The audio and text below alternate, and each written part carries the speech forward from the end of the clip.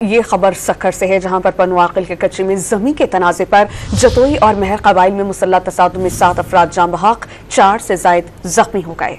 इसी बारे में मजीद बात करेंगे डॉन न्यूज के नुमाइंदे उबैदुल्लाह शेख से। जी उबैद, अपडेट कीजिएगा।